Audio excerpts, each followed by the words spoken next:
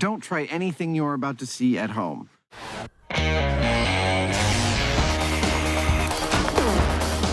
Well, there's your problem. In this special series of Mythbusters, Almost too exciting. the Dream Team tackles their dream themes. It's scientific. Testing myths about everything from electricity to pressure and gravity. This one hurt a bit. Shaking down the science of shockwaves, velocity, and impact. With crazy chemistry, Oh my goodness. far-out physics, Fun for the whole family. and insane explosions. Is everybody okay? Life's burning questions answered. On Mythbusters, there's your problem. In this episode, the Mythbusters cook up a catastrophe with 3 explosive myths about food. Red meat and high explosives. Then they crank up the volume for some sound-related science. Adam and Jamie want to tackle a classic Mythbusters conundrum: juicing the inside of fruit with an explosion. Apparently, the shock wave of an explosion can be tuned perfectly enough to not destroy the outside of the fruit, but turn the inside into juice, such that you can stick a straw in and have a refreshing drink. Sounds like fun. I agree. Let's do it. And what better place to whip up a deadly fruit cocktail than the Alameda bomb range? To get the juices flowing, they need a confined space where shock waves can travel underwater. Now, let's talk about the parameters of the experiment. First and foremost is the explosive. We're going to be using one of these things. It's a blasting cap. Nice. Great. It's easily set off by applying a small amount of electric current to these wires. That's about as dead center as we can get. The blasting cap has 3,640 joules of energy. Now for its target, a shrink-wrapped tomato. This is a polyolefin bag, and I can shrink it.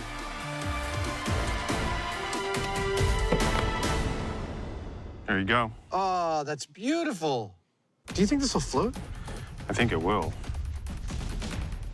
What are we going to do about that? I've got a magnet with a string on it. I figure I'll attach it to the bottom and we'll hang the blasting cap from the top. The fruit is anchored several inches from the blasting cap, and the juice bomb is armed and ready. You ready? I'm ready. Fire the hole! Fire the hole! Fire the hole!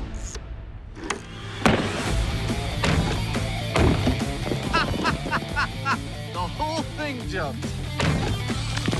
That was awesome. Whoa, look at that beautiful bubble. Wow. We have this perfect 12-inch cavitation. Incredibly, the tomato skin is intact, but is there juice? Here, do you want to try it? All right. Oh, what? Hey. You're kind of getting some juice there. Jamie sucks out a small amount of juice. I did. For comparison, Adam tries an unexploded tomato and gets 0 uptake. I'm getting nothing. They could be onto something. This is so ludicrous. We just blew up a tomato. Now we're trying to have a drink. What else? No big. With an unquenched thirst, the Mythbusters inch closer. And there it is, exactly 6 inches.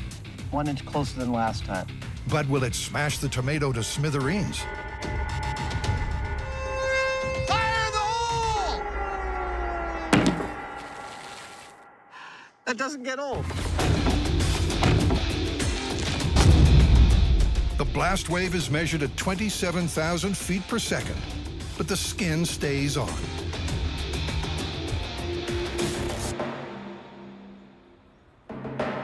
That looks like a lot of juice. That was almost a mouthful. Really? Yeah. We're a lot farther along on this than I thought we would be. I thought this was that realm of almost total fantasy. It's the same story at 3 inches. One! Still there. I don't know that we breached the outer skin. This is amazing.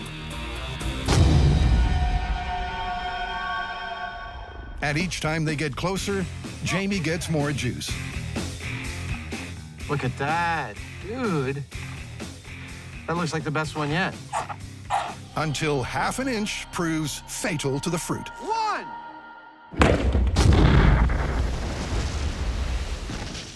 Yep, finally. We figured out how close you can get and actually hurt a tomato. They've effectively worked out the closest the blast cap can be without destroying the tomato is 1.5 inches. But now it's time to figure out exactly how much juice we can get out of that to actually quantify it. How? Well, earlier, back at the shop, we quantified the amount of juice that we got from a tomato using an industrial juicer. And it was 62%. That means I got 62% of the weight of the tomato out in delicious tomato juice. Now we're going to compare that to what we get from a tomato detonated at our sweet spot of 1.5 inches. All right, so here's how this is gonna work. I've got a vacuum pump, a containment vessel, and a straw at the end of a tube. The vacuum pump will pull air out of this, which will then come through this straw. We stick the straw into the tomato, and it acts just like Jamie's mouth, sucking the tomato juice out. That's vigorous. That's actually pretty impressive, isn't it? Yeah. It's coming. All right. I think that's more than a human could get out, which we then weigh in this cup and determine exactly what percentage of juice we got out by detonating a blasting cap near the tomato. 60. This works out beautifully. 180-gram tomato, we got 60 grams of juice. That's exactly 1/3. That is 30% of the tomato in juice. That's half of what you get out of an industrial juicer, but that's a lot more than I thought we'd get. I actually believe that we are drifting dangerously into plausible territory here. In fact, after all this blasting, I'm not sure where we could go from here. Yes, using a preset calibrated explosive charge, it's possible to juice the inside of a tomato.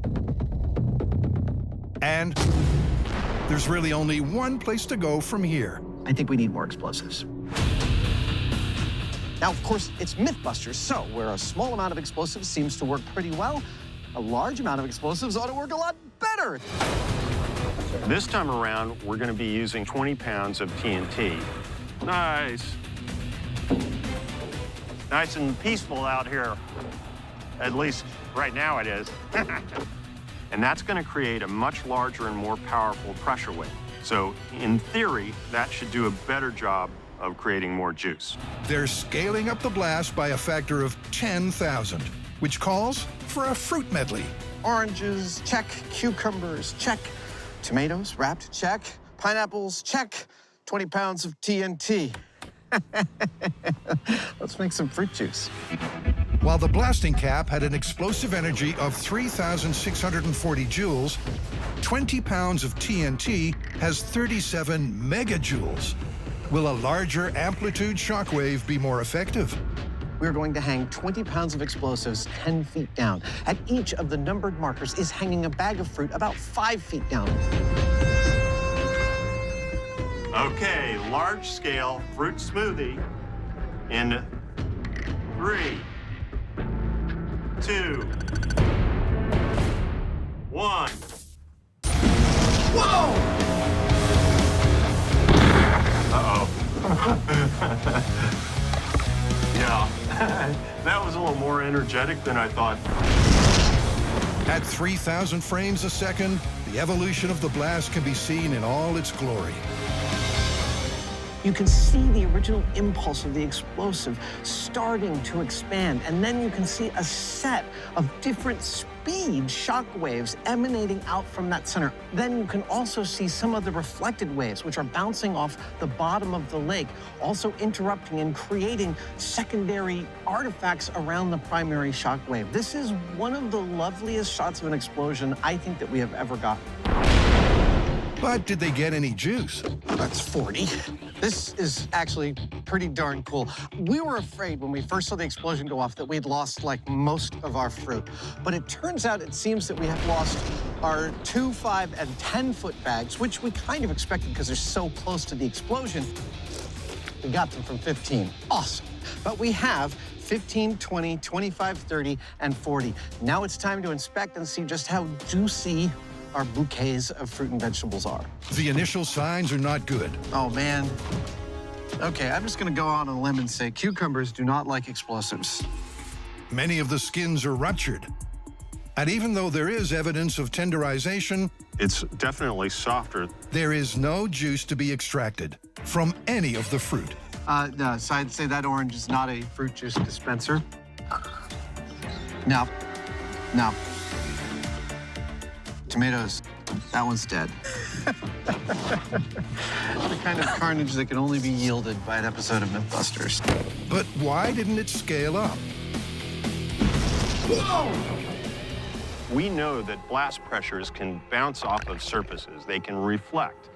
And so that small container caused the blast pressure to go back and forth through the fruit a bunch of times, each time breaking the cell walls a little bit more. So that may actually have been the ideal situation, even though the amount of explosive was very small. We started out with a little boom in a box. In that scale, we actually succeeded in getting some lovely gulps of juice out of a tomato. I think that we're gonna have to call this one plausible.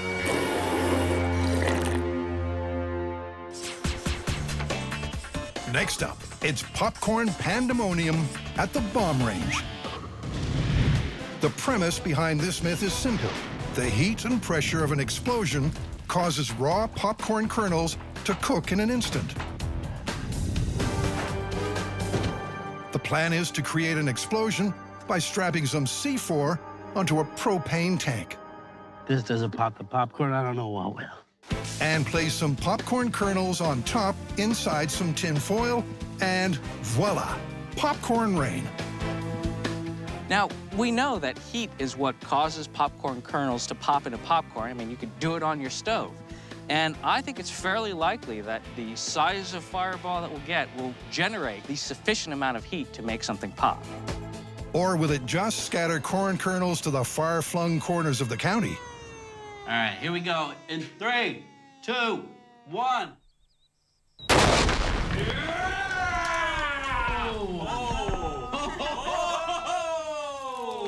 Wow. That was some heat. You think we pop popcorn? I don't know. That's the burning question. At the corn carnage epicenter, the signs aren't good. I see a lot of unpopped kernels on the ground. No popcorn. Nothing? Nope. There's more foil over here. It seems the force of the C4 explosion and the rapidly expanding propane fireball distributed the raw kernels far and wide, without actually popping any of them. My propane popcorn empire! Why? So propane did not pop the popcorn. All we had was a big fireball, which is what we expected, but that somehow wasn't quite right in order to pop the popcorn. I don't think there was quite enough heat and it wasn't sustained for long enough for the popcorn to actually pop. I think we just kind of blew it out everywhere. All right, what's next? Kettle corn? Creamer cannon. Yeah. Of all the fireballs that I've seen from explosions that we've done, Creamer Cannon has given us the most slow fireball. It goes into the air and then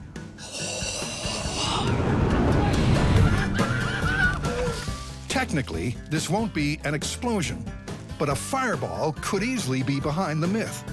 Yeah, we're good to go. All right, we're ready to light the flare. Okay, I'll see you behind the blast shields. Let's make some kettle corn. I'm ever the optimist. I think that this actually has a chance of working. All right, if you guys want to run. I do. What happens is you launch the cannon, the creamer and the corn goes up in the air, the corn's surrounded by fire. Somehow, it's going to make us kettle corn. Ready to go. In 3, 2, 1! Whoa! something. Look at all the burning kernels. I think there are kernels out there. Let's see if we got some popcorn. The fine-grained creamer once again proves extremely flammable, leading to a satisfying fireball. And there appears to be flaming food falling to the ground. It's a little bird. Corn flambe. It's bird, but look. No, that's just burnt creamer. That's not popcorn? No, I don't No, think but we I popped saw it any rain kernels. down. Unfortunately, it was just little bits of creamer, but there was such hope there for a minute. I thought we actually did it. My kettle corn empire. I'm wrong again. So with the myth looking pretty much busted, it's back to the shop, where Carrie meets a popcorn professor. Now, we've been trying to pop popcorn with explosives, and I'm wondering if we just don't have enough heat generated. Why do you think that it's not working for us? Popcorn pops best at 450 degrees Fahrenheit. When the popcorn is exposed to that heat, the moisture inside the kernels expand and expand like your grandmother's old-fashioned pressure cooker until finally there's enough pressure to break open the kernel, and what you're eating is the starch that has been condensed inside. Basically, explosions, conflagrations, and combustions like these are just never going to pop your corn.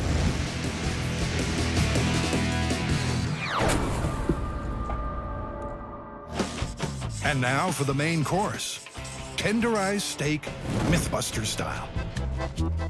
For Jamie and Adam, shockwave juice was just an appetizer.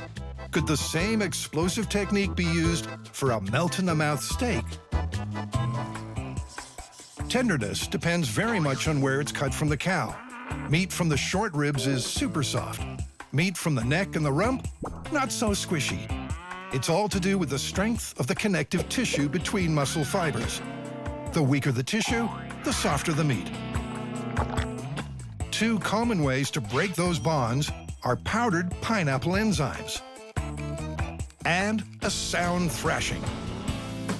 But could there be a third way? By popular demand, today we are joining two of my favorite things. Red meat and high explosives. Step 1, shrink wrap the cut.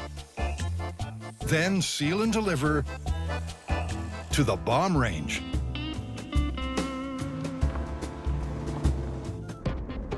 Just like the juice bomb, they need to create a shockwave through water to break apart the fibers in the meat without pulverizing it.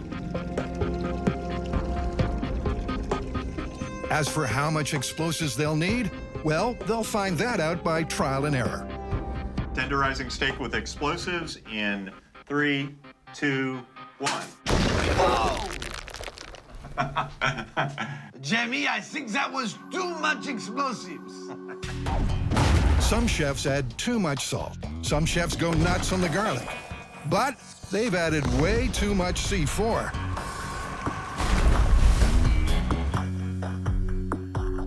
Everything else is gone, but the steak is here. Sort of. So far, it's a total bust. Now we're going to pull it all the way back in the other direction and detonate what is essentially an extra-large firecracker full of aluminized black powder, which is a fairly low-speed explosive as opposed to what we just used.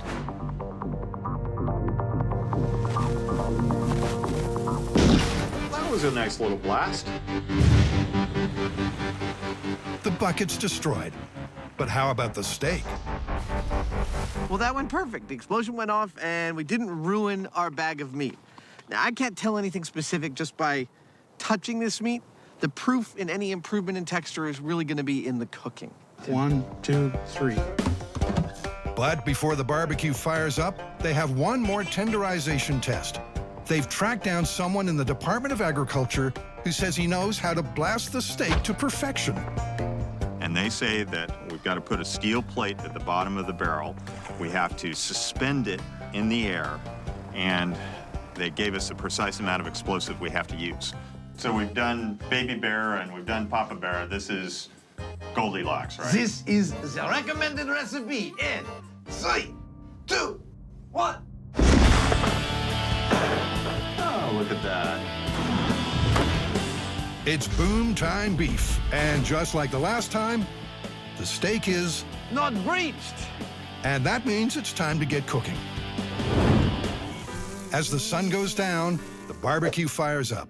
So, let's meet the meat. Now, the first one is a low-grade steak. It's not been altered or tenderized in any way. The second one is that same low-grade steak, but we've tenderized it with a low explosive. The third one, we've tenderized with a high explosive. And the fourth one, we've tenderized with a pineapple enzyme commercial preparation. Now, the last one is a prime steak that's been aged 28 days. We're gonna test all of these and see which one is the most tender. We're bringing in Ron Siegel, who's the chef at the Ritz-Carlton, and he was the only American ever to win the Japanese Iron Chef program. Ron, thanks for coming on to help us out. Thanks for coming out to the bomb range. Thank you. All right, where are those steaks? So, which one is the most tender? Let the chewing commence. Steak's good. Some of it is better than others.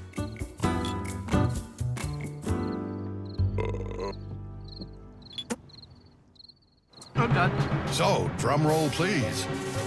3 different tasters and 3 totally different results.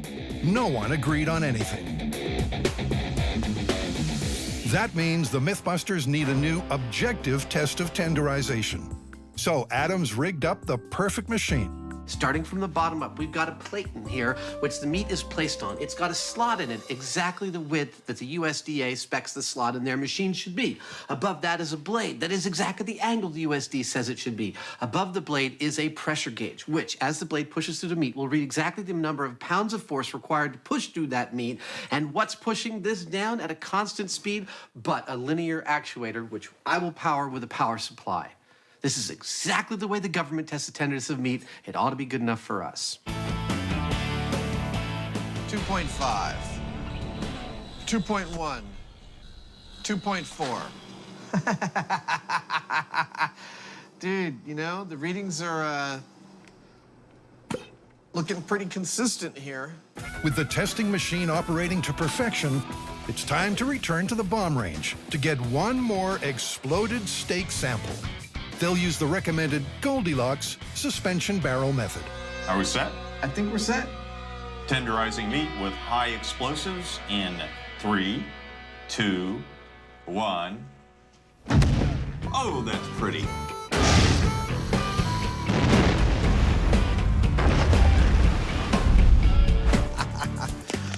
That's great. This one's breached, I can see that, but these two are totally intact. That's fantastic. Back at the workshop, they crunch the numbers. I think I know the results. Tell me what the averages are.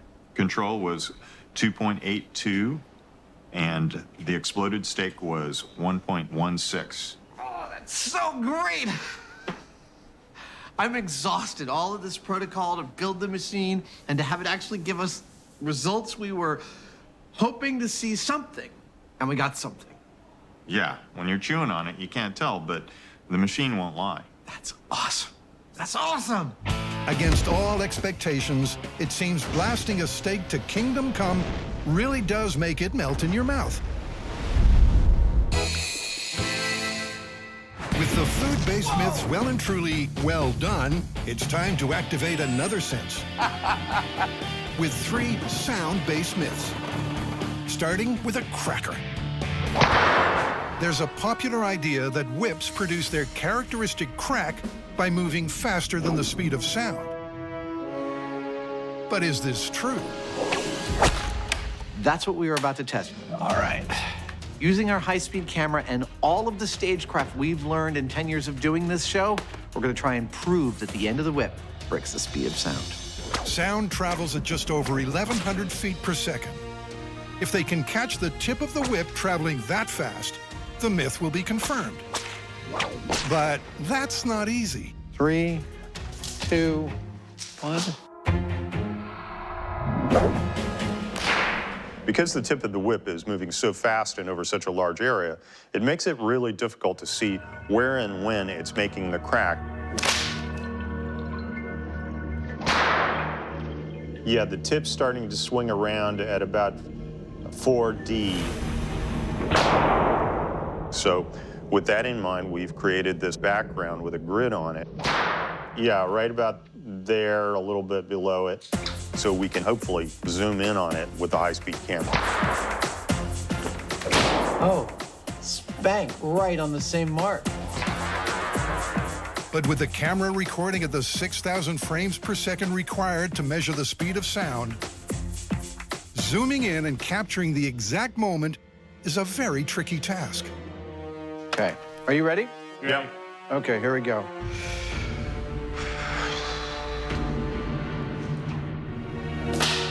Too low. Try that.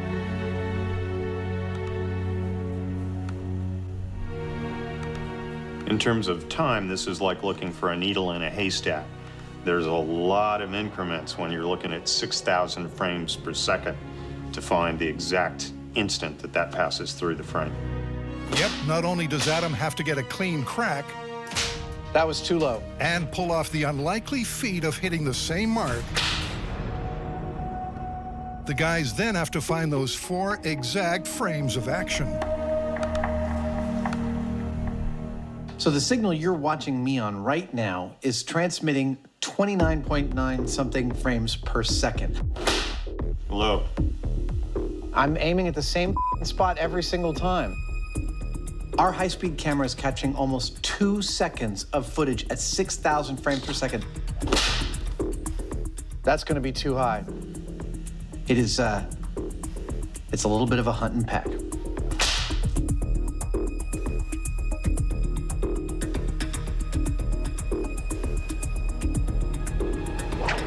There it is. Finally, in glorious 6,000 frames per second high speed. Now, how fast is it going right here? That's 5 frames to travel 12 inches.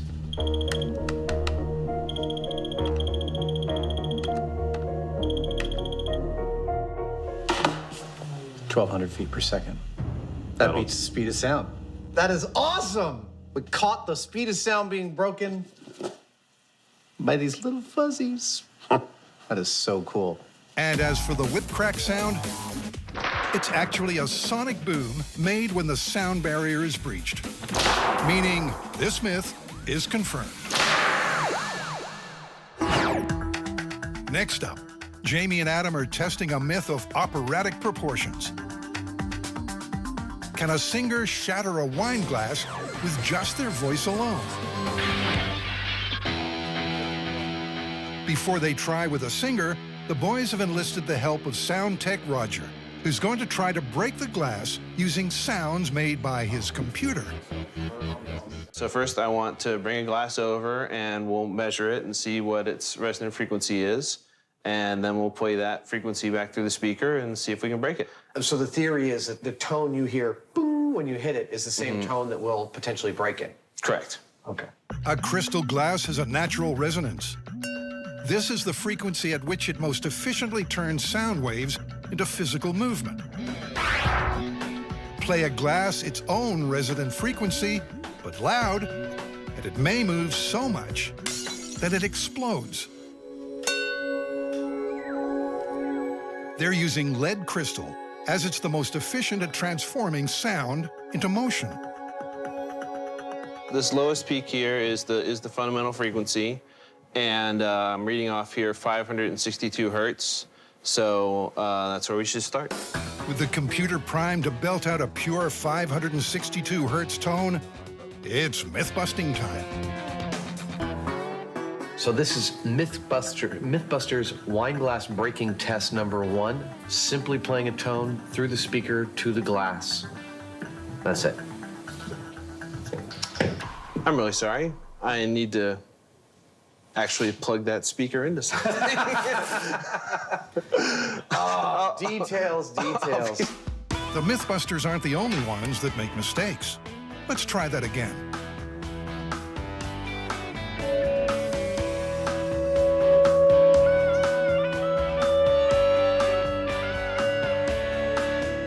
A big fat nothing. But Roger's not giving up that easily. When you listen to the glass, it has many harmonics above the fundamental frequency. And so maybe it's not the fundamental that breaks it. Maybe we need to produce one of those harmonics. This time, the computer is set to blast out the full harmonic sound, including all the smaller frequencies. To help detect motion, Adam throws in a straw.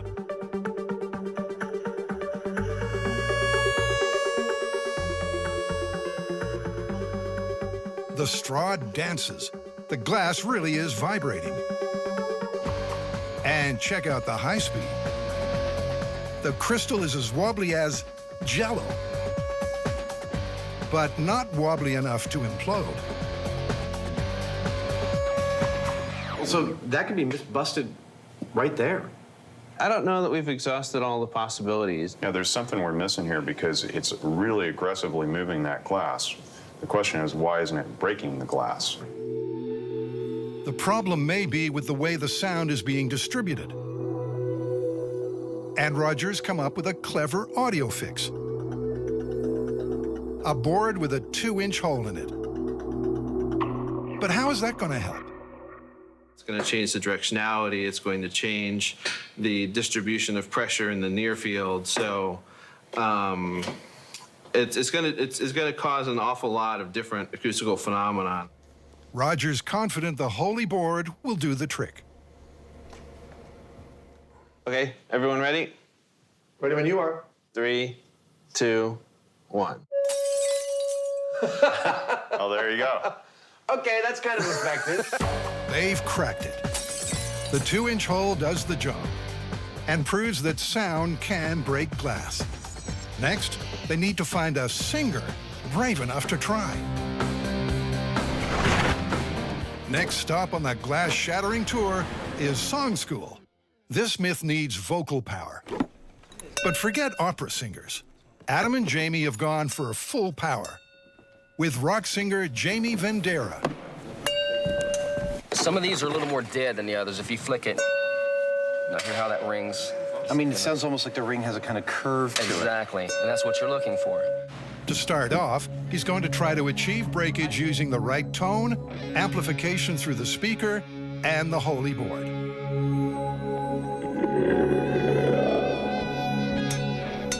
Can you hear that okay, Jamie?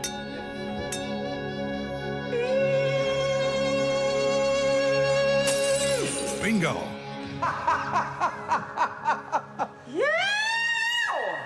Is it supposed to be that easy? So the practiced professional can use amplification to smash glass. But how about an amateur voice? Like, say, Adam's or Jamie's. I can't wait to try it. But before they let rip, they need a vocal warm-up. I'm gonna stand back.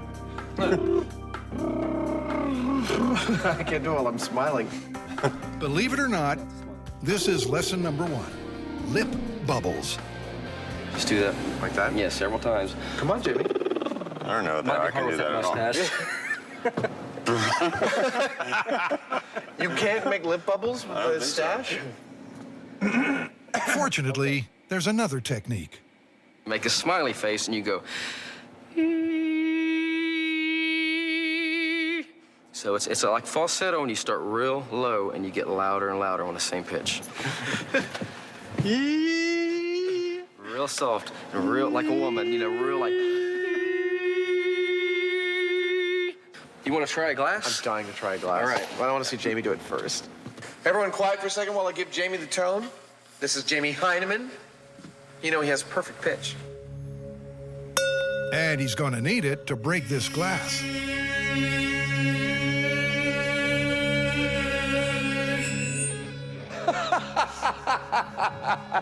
I had a nightmare like this once. Well, I'm moving the straw around pretty good. The straw is dancing, but no shards fly, except maybe in Adam's ears.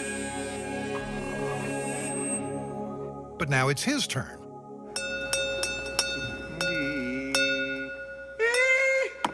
It started to jump right there just now. All right, here we go.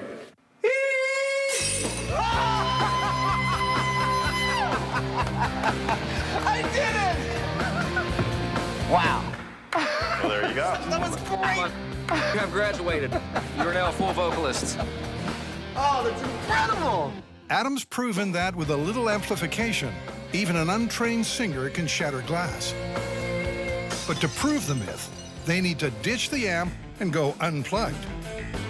Will Jamie Vendera rock into the history books, becoming the first documented person to break glass using his voice alone? 110%. I know I can do it. I don't have any doubt. I mean, if we get this, this is like, that's huge. No one's ever caught this sort of thing on videotape before. No one has a confirmed report. And if our researchers can't find it, I mean, nobody can. Oh, I'm so psyched about this, I can't even tell you.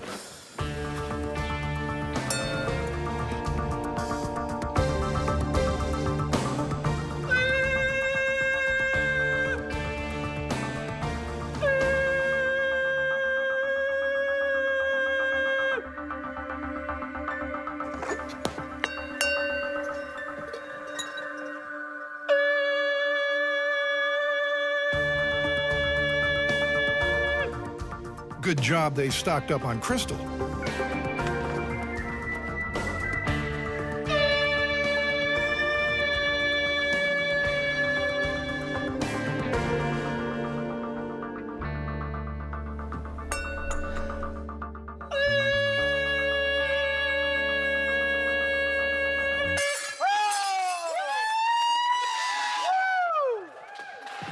Davey, man, dude!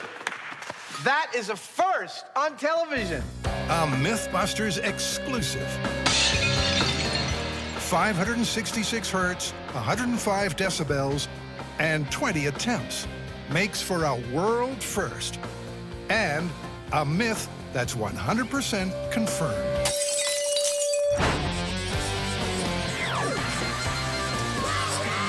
In our final story, the boys want to find out if it's possible to destroy this beige beast just by pumping up the stereo. All right, let's get her off the ground. Yeah! But how could sound destroy a car? Okay, so we know a speaker produces sound. It does this by switching an electromagnet on and off and vibrating the speaker cone. This moves air back and forth, creating waves of pressure. This sound pressure level is measured in decibels. And in theory, with enough decibels, enough pressure, you can break anything. So it's a simple plan. Build the most powerful subwoofer possible. And if that doesn't destroy the car, then nothing will. Step 1, make room by removing all mod cons and luxury extras, like the seats and the steering wheel. Now, this is cool. I want this. A typical subwoofer has a cone size of around 10 inches. But in true MythBuster fashion, the Mythwoofer will be 5 times the normal size. It's 52 inches. Oh, man. Which means we're talking probably a 4-foot speaker cone. When you look in this car, what you're going to see is the entire interior of the car filled with speaker cone that's going to be moving up and down. It should be quite entertaining. To power such a massive speaker, you need some serious juice. I figure just go directly to an engine. You know, we can get a crank, we can go right to the output of an engine, we get raw power. That's what we're going to do. It's another MythBuster first, a diesel-powered speaker. To harness the engine's raw power, they'll need access to the transmission. So Adam and Jamie get cutting and open up the bodywork, from the top and the bottom.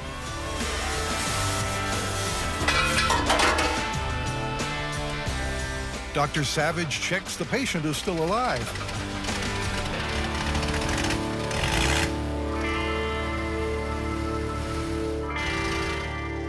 Now it's not shutting off. Which could be a problem. Amazingly, there's a button on the engine that says stop. And I pushed it, and it stopped. The next step is to build a mechanical device called a crankshaft, the crucial link between the engine and the speaker cone. This is the crankshaft that is going to, via a push rod, push the speaker cone up and down. So what we've done is very carefully align all this stuff, and now I've got to weld it in place so that it works like a crankshaft inside an engine block. This was the simplest, rather crude, but simplest way of really making this thing solid. So, you know, I'm determined not to have this thing just rip itself apart. I want to have this speaker rip the car apart.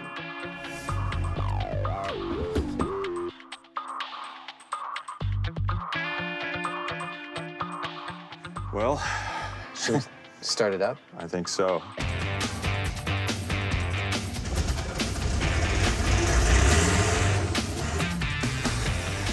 I'm gonna kick it into reverse. Hey! It's turning beautifully. Nice. That is nice. As the ultimate boombox comes together, Super Sleuth Tori's taking tips from the professionals at Daytona Beach, Florida. Hey, look, I'm on TV. He's at the Spring Break Nationals, This is nicer than my apartment. the world's most famous sound-off. These guys customize their vehicles for one purpose: maximum volume. But how damaging can this decibel drag race actually get? Do cars explode? Well, I haven't seen one detonate, if that's what you're saying, but I have seen windshields break, and I know of lots of vehicles where the panels have come undone, and I've seen lights that, you know, all of the driving lights on the top of the vehicle, like on trucks and stuff, pop out during competition. How many decibels will it take to shatter a window? Well, there's not an exact answer, but I would say that once you get to 160 dB, you're in a range of sound pressure levels that could fracture the windshield. That sets the benchmark for Jamie and Adam. But let's just put that figure into perspective. 140 is enough to severely damage your ears.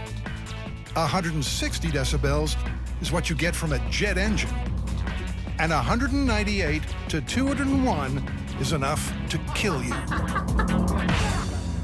Oh, my liver. I think it might have damaged my liver. But the team are hoping it's just the car that gives up the ghost when they let the Mythwoofer rip.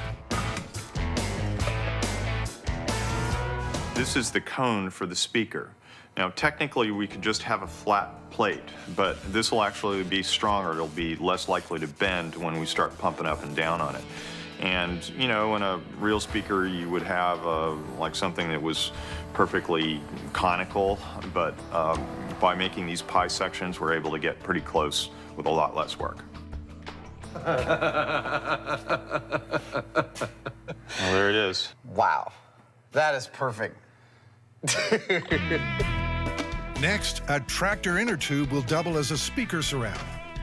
This flexible diaphragm will allow the speaker cone to vibrate and retain a seal on the speaker cavity. And once it's glued to the aluminum cone, Adam and Jamie work on a new MythBuster theme tune.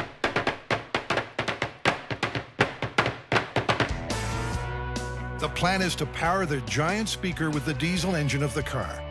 The drive shaft will pump the speaker cone up and down, creating waves of sound pressure intense enough to destroy this vehicle. And now it's time for installation. But will it fit? There we go. Look at that.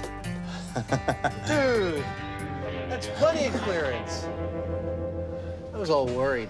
So it's time to raise the curtain on this tall tale of the shattering subwoofer. Adam takes off a safety zone. And the Mythwoofer is ready to roll. Goes. Wayne is here to collect the sound data. The setup is simple. A precision sound pressure level sensor will sit on the windshield inside the car, and Wayne will get the decibel reading on his laptop at a safe distance. All right, high speed ready? Ready. Adam fires up the engine, and the crew get ready for maximum decibels.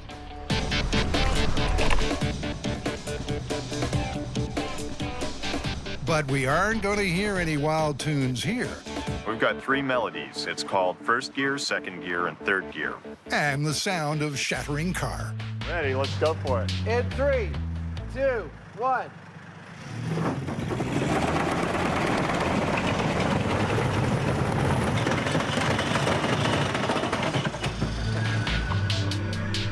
Now that didn't go to plan.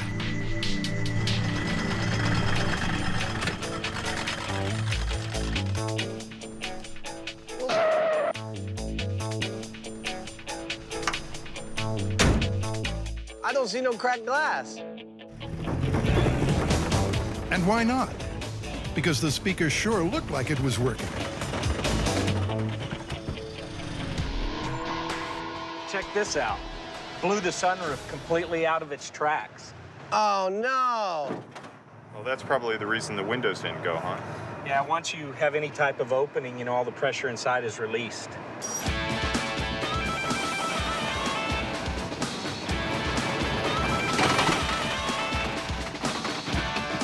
But how many decibels did the Mythwoofer pump out before it broke down? It did a 161.3 when it failed, but what's really impressive is it did it at 16 hertz. That is just almost unheard of to produce sound pressure levels that high at such low frequencies. Just takes a tremendous amount of energy to do that. With that kind of sound energy and the car still not detonating, this myth is busted, without a doubt.